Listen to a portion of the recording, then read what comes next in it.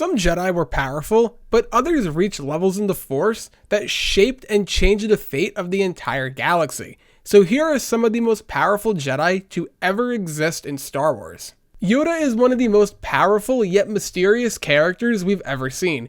We don't know what planet he's from or what species he is, and that adds to the fun. He lived almost 1,000 years and trained around 20,000 Jedi with names like Mace Windu, Count Dooku, and Luke Skywalker. During his life, he battled some incredibly powerful creatures and other Force users, and we see him survive Order 66, go toe-to-toe with Palpatine, and while debated amongst many fans, people believe that he would be able to beat Darth Vader.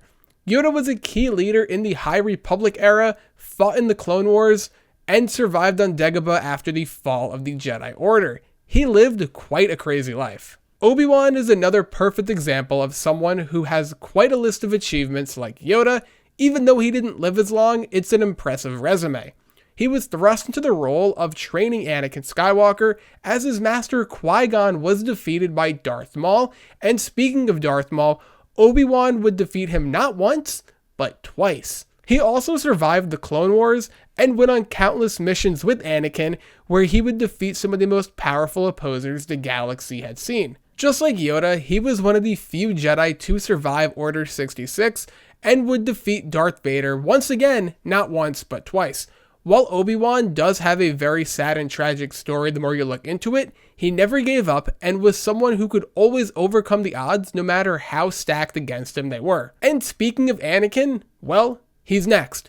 You don't get the nickname the Chosen One for no reason, and he had a higher midichlorian count than anyone before, and that even includes Yoda. For that reason alone, he was accepted into the Jedi Order at an older age than anyone before, pretty much skipping the whole youngling part. Trained by Obi-Wan, he would learn a lot and be taken on tons of missions learning the ways of the Force. We dive deeper into the character of Anakin during the Clone Wars animated series, and during one episode we can even see how powerful he is with his ability to control or overpower both the son and daughter, which represent the light and dark side of the Force. He was unlike your traditional Jedi in many ways.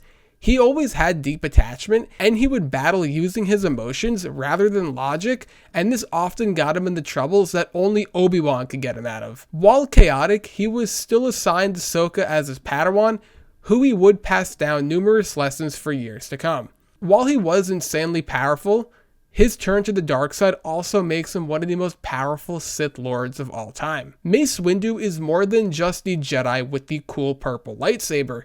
He was a senior member of the Jedi Council during the Clone Wars and has a unique lightsaber style of Vapid.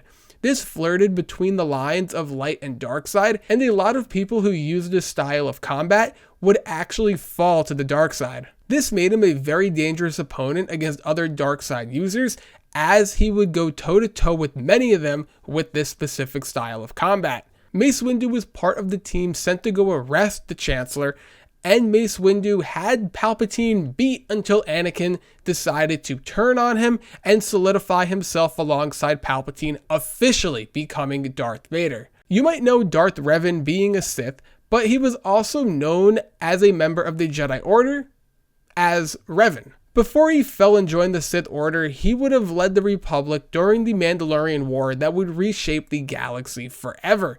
He would have a very unique fighting style just like Mace Windu would, as it would flirt between the lines of the light and dark side. Once again, this made him a very dangerous opponent for anyone he fought, and I really hope we see Revan in live action or in an animated series in any upcoming Star Wars project. Satele Shan has a lengthy history as she's a descendant of Revan and Bastille Shan. She served during the Cold War and Galactic War, and she even had 3 masters while she was a Padawan, which is crazy to think about.